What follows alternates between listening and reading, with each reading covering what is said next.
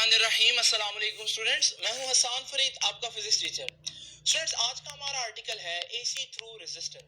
ये आर्टिकल में हम लोग डिस्कस करेंगे कि अल्टरनेटिंग वोल्टेज को जब हम रेजिस्टर के अक्रॉस अप्लाई करते हैं तो ऐसे सर्किट में वोल्टेज और करंट का आपस में क्या रिलेशन बनता है। तो स्टूडेंट्स, स्टार्ट करते हैं आज का लेक्चर। स्टूडेंट्स, मैंने आप लोगों को ये बताया था कि अब हम लोग सर्किट्स पढ़ेंगे और उन सर्किट्स में हम डिफरेंट कंपोनेंट्स लगाएंगे। फॉर एग्जांपल रेजिस्टर लगाएंगे, कैपेसिटर लगाएंगे, इंडक्टर लगाएंगे। रेजिस्टर और कैपेसिटर दोनों लगा सकते हैं, रेजिस्टर और इंडक्टर दोनों लगा सकते हैं, कैपेसिटर और इंडक्टर लगा सकते हैं, और ये भी मुमकिन है हम तीनों ही लगा दें, यानी रेजिस्टर, कैपेसिटर और इंडक्टर भी लगा दें। लेकिन स्टूडेंट्स, ये सारे सर्किट्स में हम लोगों ने स्टडी क्या करना है? अगर मैं एक सेंटेंस में बताऊं कि हम लोगों ने क्या स्टडी करना है, तो वो सेंटेंस ये है कि we want to find the relationship between voltage and current. ये वो चीज है जो हम लोगों ने हर सर्किट में डिस्कस करनी है कि वोल्टेज और करंट का क्या रिलेशन है। क्या वोल्टेज लीड कर रही है करंट को, क्या वोल्टेज लैग कर रही है करंट को, या वोल्टेज करंट के साथ फेज में है। ये तीनों बातें हम लोग चेक करेंगे स्टूडेंट्स। तो आज हम इसी कड़ी का पहला सर्किट पढ़ेंगे और वो सर्किट है हमारे पास एसी थ्रू रेजिस्टर। तो सबसे पहले तो मैं आप लोगों को बताता चलूं कि एक रेजिस्टिव सर्किट क्या होता है। बड़ी आसान सी बात है स्टूडेंट्स, एक रेजिस्टिव सर्किट क्या है। अगर आप एक एसी सोर्स लें और इस एसी सोर्स को एक रेजिस्टर के एंड से कनेक्ट कर दें तो हम कहते हैं ये एक रेजिस्टिव सर्किट है। आप देख रहे हैं, इसको मैं प्योर रेजिस्टिव कह रहा हूं क्योंकि इसमें कोई कैपेसिटर, कोई इंडक्टर वगैरह नहीं है। और जरूरी नहीं है रेजिस्टर ही हो सकता है ये कोई बल्ब हो, क्योंकि आपको मालूम है बल्ब का जो फिलामेंट है वो एक रेजिस्टर के तौर पर ही काम करता है। तो लेकिन जब मैं सिंबल बनाऊंगा तो मैं सिंबल के तौर पर डिवाइस को नहीं बल्कि उस डिवाइस के रेजिस्टेंस को, यानी एक रेजिस्टर के तौर पर उसको शो करूंगा। तो स्टूडेंट्स, सबसे पहले तो हमें यही बताना चाहिए कि बेसिकली एक रेजिस्टिव सर्किट क्या होता है। तो प्योर रेजिस्टिव सर्किट क्या है? A circuit in which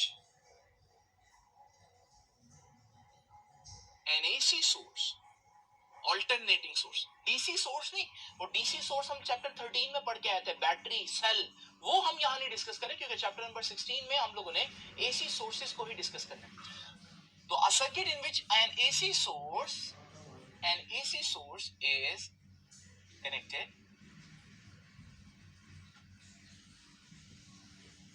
with only a resistor, सिर्फ और सिर्फ क्या हो, रेजिस्टर हो, कोई कैपेसिटर इंडक्टर वगैरह ना हो, with only a resistor,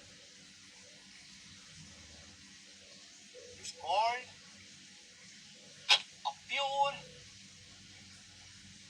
resistive circuit. अब जैसे कि आप लोग जानते हैं कि मैंने अभी आप लोगों को बताया कि प्योर रेजिस्टिव सर्किट में क्या होगा, एक एसी सोर्स होगा, उसको हम कनेक्ट करेंगे एक रेजिस्टर आर के अक्रॉस। तो स्टूडेंट्स, ये डायग्राम जब मैं कह रहा हूं सर्किट डायग्राम में, यही डायग्राम ही बनाएंगे हम।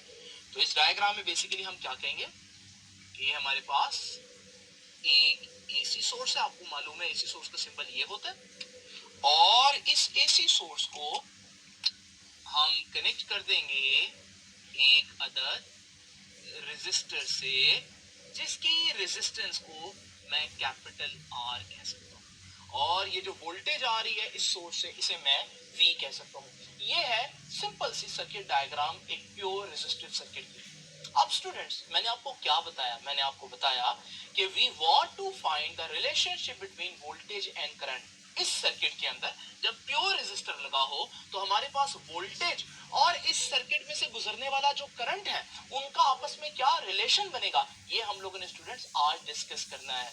तो स्टूडेंट्स, सबसे पहले मैं आपको बताता चलूं कि यहाँ मैं एक्सप्लेन करूंगा, लेकिन मीनवाइल मैं जो चीज एक्सप्लेन करूंगा उसको यहाँ पर ग्राफ में भी शो करूंगा। ऑल्दो मैंने डिफरेंट हेडिंग्स दी हैं, लेकिन जब मैं यहाँ पर कुछ काम कर रहा हूँ तो मैं साथ ग्राफ मीनवाइल साथ साथ प्लॉट करूंगा। इसलिए यहाँ पर मैं पहले ही आपके सामने एक्स एक्सिस भी बना देता हूँ और वाई एक्सिस भी बना देता हूँ ताकि मैं बाद में ग्राफ इजीली प्लॉट कर सकूं। नाउ स्टूडेंट्स, जैसे कि आप लोगों ने याद रखना है, दोबारा बता रहा हूँ, आप कहेंगे सर काफी दफा बता रहे हैं, क्योंकि अगर आप ये स्टेटमेंट जहन में रखेंगे तो फिर आपको समझ लगेगी कि मैं स्टेप बाय स्टेप क्यों कर रहा हूं इस तरह से। तो स्टूडेंट्स, क्या है हम लोगों का आज का बेसिक पर्पस, वो ये है कि हम लोगों ने वोल्टेज और करंट का रिलेशन फाइंड आउट करना है। स्टूडेंट्स, आप लोग देख रहे हैं मैंने कौन सी वोल्टेज दी है, डेफिनेटली एसी सोर्स है ये। और जब मैं एसी सोर्स दूं तो मुझे मालूम होता है कि उसकी इक्वेशन क्या होगी। तो हम यहां पर लिख देते हैं as the voltage source is alternating voltage है। तो फिर हम लोग जानते हैं कि V is equals to, यानी जो वोल्टेज दे रहा होगा ये कितनी होगी, V is equals to V naught sin theta. तो ये वो वोल्टेज है जो हर लम्हा इस वोल्टेज सोर्स ने इस रेजिस्टर को देनी है, इसलिए इस वोल्टेज को इंस्टेंटेनियस वोल्टेज कहते हैं, हम लोग पहले पढ़कर आए हैं। वी नॉट क्या है, वी नॉट मैक्सिमम या पीक वोल्टेज है स्टूडेंट्स। लेकिन यहां इंपॉर्टेंट बात क्या है, जरा देखिए। देखिए मैं इसको इक्वेशन नंबर 1 कह देता हूं। अगर आप गौर से देखिए तो मैं कह सकता हूं कि यहां पर V किस पर डिपेंड कर रहा है, कितनी वोल्टेज होगी किसी भी लम्हे, डिपेंड करता है एंगल क्या है, फेज क्या है, यानी साइन थीटा पर डिपेंड कर रहा है। इसको हम आसान अल्फाज में यूं कह सकते हैं कि voltage depends upon sine theta. लेकिन मैथमेटिक्स की टर्म में इसे बोलते हैं voltage is a function of sine theta. तो ये स्टेटमेंट जरा ध्यान से देख लीजिए। From above we can say, हम कह सकते हैं that voltage V जो है, ये voltage is a function of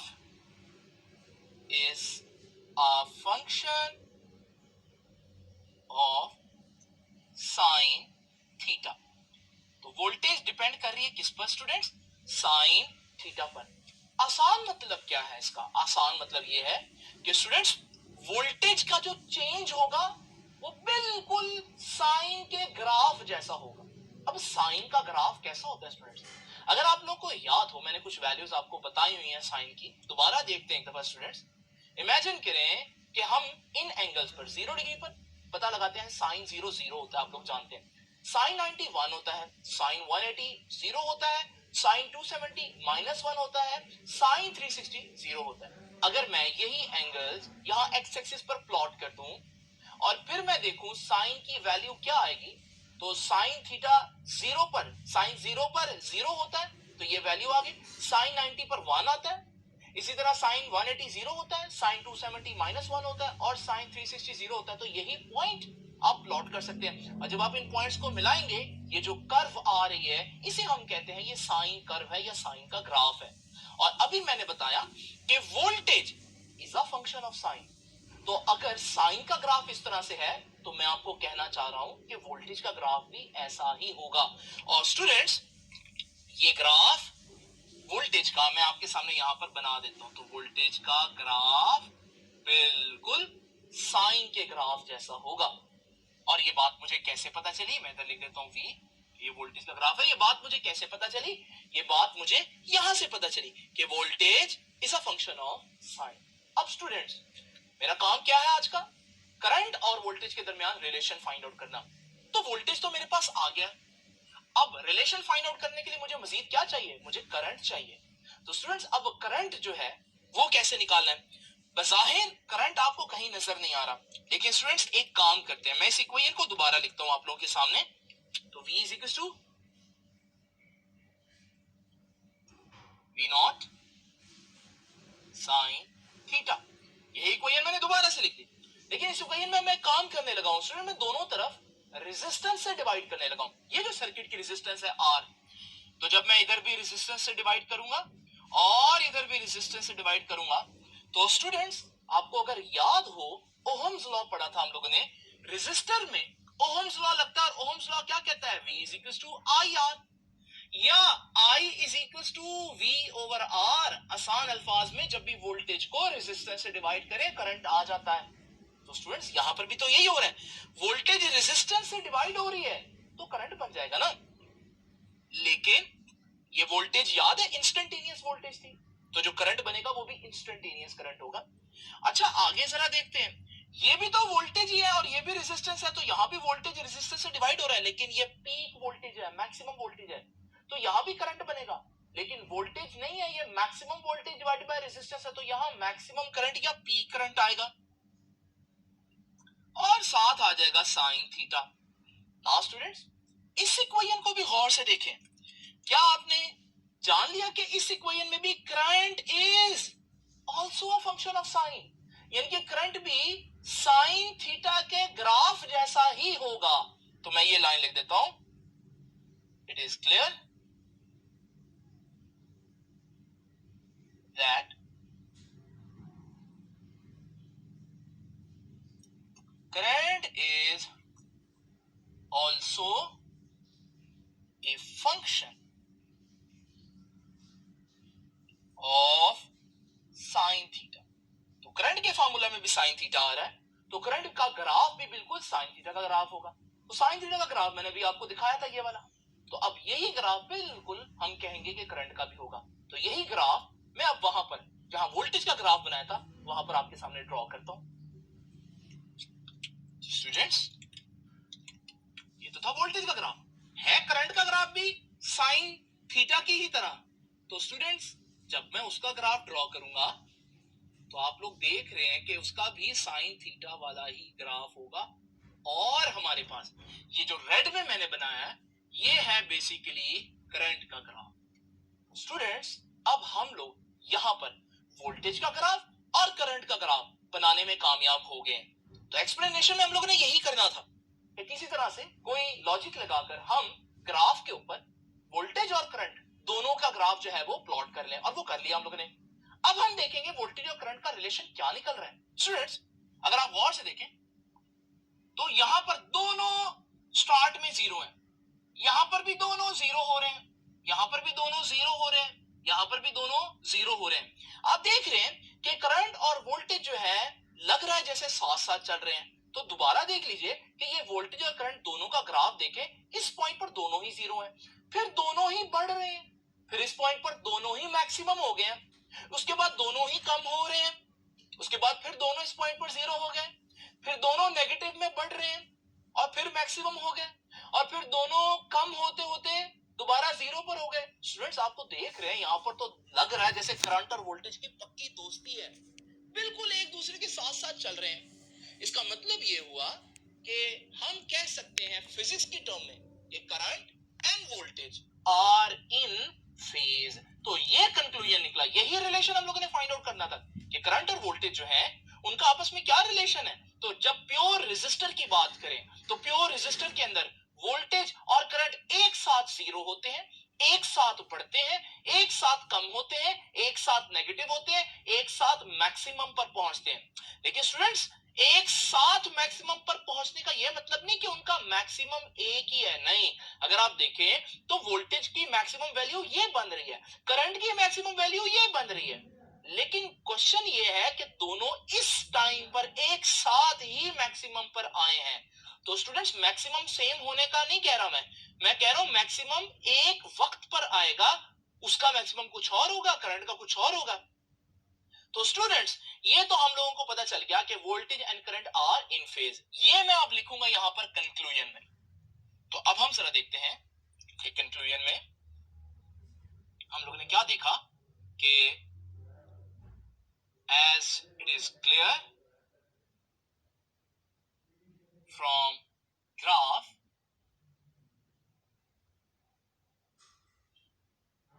that both current and voltage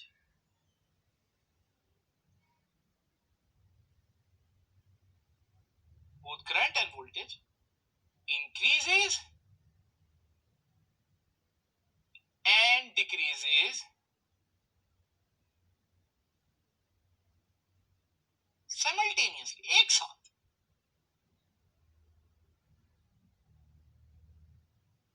एक साथ इंक्रीज कर रहे हैं, डिक्रीज कर रहे हैं। also becomes zero and maximum at same instant. जिस तरह एक साथ बढ़ रहे हैं, एक साथ कम हो रहे हैं, इसी तरह से एक साथ जीरो हो रहे हैं, एक साथ मैक्सिमम पर भी पहुंच रहे हैं। तो फिर यहां से मैं क्या कह सकता हूं, करंट और वोल्टेज का क्या रिलेशन बना आपस में, तो मैं कहूंगा कि हेंस, क्या सीखा हमने, हेंस ये अब कंक्लूजन आ रहा है, hence in a pure resistive AC circuit, current and voltage are, आगे बड़ी इंपॉर्टेंट बात कहने लगा हूं, आर इन फेज। जब दो चीजें एक साथ बढ़े, एक साथ कम हो, एक साथ मैक्सिमम हो, एक साथ जीरो हो, तो फिर हम कहते हैं फिजिक्स की टर्म में कि ये दोनों वेव फॉर्म्स जो है वो इन फेज हैं। नाउ स्टूडेंट्स, ये तो हो गया जब दो चीजें इन फेज में हो तो ग्राफ पर कैसी लगेंगी, ये हो गया जो चीजें इन फेज हो तो वर्ड्स में कैसे लिखना है।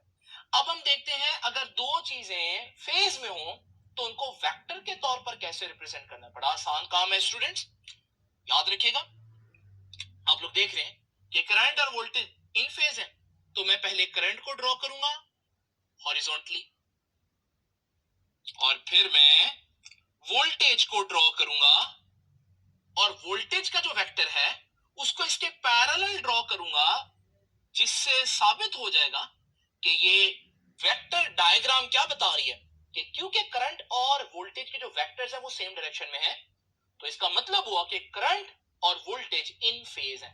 स्टूडेंट्स याद रखिएगा, यहां से आपने ये नहीं समझना कि करंट और वोल्टेज वेक्टर क्वांटिटीज है, नहीं, they are scalar quantities. But यहां पर हम लोग इनको वेक्टर के जरिए रिप्रेजेंट कर रहे हैं, उसके कुछ रीजंस हैं, वो अब आप लोगों को जानना जरूरी नहीं है, आपके कॉन्सेप्ट से बाहर है, लेकिन बहरहाल आप लोगों ने याद रखना है। अगर वो आपसे पूछता है करंट और वोल्टेज वेक्टर है या स्केलर है, तो फिर आप क्या जवाब देंगे, आप कहेंगे वो स्केलर क्वांटिटीज ही है। यहां सिर्फ किसी मकसद की वजह से उनको वेक्टर के तौर पर रिप्रेजेंट किया। नाउ स्टूडेंट्स, ये तीनों बातें क्या बता रही हैं, ये ग्राफ की फॉर्म में बता रहा है voltage and current are in phase, ये वर्ड्स में बता रहा है voltage and current are in phase, ये वेक्टर्स में बता रहा है voltage and current are in phase. लेकिन रियलिटी में कैसे पता चलेगा कि voltage and current are in phase, यानी रियलिटी में कैसे दिखेगा। तो स्टूडेंट्स आइए चलते हैं वापस अपने सर्किट की तरफ। अब मैं वोल्टेज और करंट जो है उसको मेजर करने के लिए एक वोल्ट मीटर लगा लेता हूं रेजिस्टर के अक्रॉस, और आपको मालूम है वो पैरेलल में ही लगेगा, और मैं एक एमीटर लगा लेता हूं इन सीरीज। अब स्टूडेंट्स जब मैं यहां पर एसी सोर्स ऑन करूंगा तो फिर मैं क्या देखूंगा रियलिटी में, मुझे पता तो चल गया मैथमेटिकली कि current and voltage are in phase, लेकिन मुझे कैसा दिखेगा ये, तो वो दिखेगा कुछ इस तरह से कि आप नोट करें कि हमारे पास दोनों जो मीटर्स हैं उन दोनों मीटर्स को देखें वो किस तरह से एक दूसरे के साथ सिंक है, और इससे आपको पता चल रहा है कि दोनों मीटर्स एक साथ मूव कर रहे हैं, जिसका मतलब यह है कि वोल्टेज और करंट एक साथ बढ़ रहे हैं, एक साथ जीरो पर पहुंचते हैं, एक साथ डायरेक्शन चेंज करते हैं, एक साथ डिक्रीज करते हैं, एक साथ इंक्रीज करते हैं। तो रियलिटी में आपको वोल्टेज और करंट का जो सिनेरियो नजर आएगा वो कुछ इस तरह से होगा। तो स्टूडेंट्स आप देख रहे हैं कि हमारे पास इन फेज का रियल लाइफ में क्या मतलब होता है।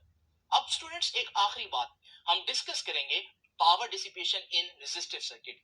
स्टूडेंट्स उससे पहले एक बात बच्चे कहते हैं कि सर आपने दोनों को साइन वेव बनाया, वो तो ठीक है, समझ में आया, क्योंकि ये भी कहता है साइन वेव होगा, ये भी कहता है साइन वेव होगा, लेकिन आपने करंट को स्मॉल मैग्नीट्यूड में और वोल्टेज को ज्यादा मैग्नीट्यूड में क्यों बनाया। ये बड़ा अच्छा क्वेश्चन है। इसका आंसर स्टूडेंट्स ये है कि ओहम्स लॉ क्या कहता है, V is equal to I R. अब ये वोल्टेज है, ये करंट है, देखो कौन ज्यादा होगा, वोल्टेज ज्यादा होगा या करंट ज्यादा होगा, डिपेंड करता है ये रेजिस्टेंस की वैल्यू क्या है। इमेजिन करें स्टूडेंट्स अगर रेजिस्टेंस की वैल्यू 1 से ज्यादा हो तो जब ये मल्टीप्लाई होगा तो V I से ज्यादा आएगा, लेकिन कब, अगर रेजिस्टेंस की वैल्यू 1 से ज्यादा हो। और स्टूडेंट्स आप लोगों ने पढ़ा चैप्टर नंबर 13 में रेजिस्टेंस की वैल्यू 1 से तो बहुत ज्यादा यूज करते हैं हम, मेगा ओहम्स, किलो ओहम्स में यूज करते हैं। तो यूजुअली हमारे सर्किट्स में जो रेजिस्टेंस होती है वो 1 ओहम से बहुत ज्यादा होती है, और जब रेजिस्टेंस की वैल्यू 1 से ज्यादा होगी तो V की वैल्यू I से ज्यादा होगी, इसलिए मैंने वोल्टेज की जो पीक है उसको ज्यादा और करंट की जो पीक है उसको थोड़ा दिखाया आप लोगों के सामने। तो स्टूडेंट्स ये इसका मतलब था। अब जरा चलते हैं पावर डिसिपेशन डिस्कस करते हैं सर्किट की, जो आखिरी चीज है इसकी। स्टूडेंट्स अब हम डिस्कस करेंगे कि रेजिस्टर में पावर डिसिपेशन के क्या फार्मूला है। वही फार्मूला जो हम लोगों ने डीसी में पढ़े थे, यानी कि चैप्टर नंबर 13 में पढ़े थे, वो यहाँ पर भी एप्लीकेबल है। तो याद रखिएगा, किसी भी लम्हे कितनी पावर डिसिपेट होगी, यानी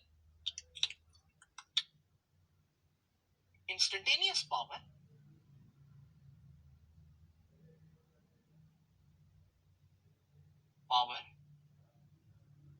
dissipated in a resistor can be given by, उसके लिए फार्मूला जो थे वो तीन फार्मूला थे। एक फार्मूला था power is equal to I square R, एक फार्मूला था power is equal to V square over R, और एक फार्मूला था power is equal to V I. जो मैंने सबसे एंड पे लिखा है ये जनरल फार्मूला है। यहाँ पर ये डिस्कशन हम लोगों ने की थी चैप्टर नंबर 13 में कि ये जो फार्मूला है ये तब होगा जब करंट कांस्टेंट होगा, ये फार्मूला तब यूज होगा जब वोल्टेज कांस्टेंट होगा, और ये कभी भी यूज हो सकता है। स्टूडेंट्स अब यहाँ पर इंपॉर्टेंट बात क्या है, याद रखिएगा, अगर मैं कहूँ ना पावर पॉजिटिव है, इसका मतलब है पावर खर्च हो रही है, पावर डिसिपेट हो रही है। लेकिन अगर मैं बोलूं पावर नेगेटिव है, पावर नेगेटिव का मतलब है पावर आपको मिली है।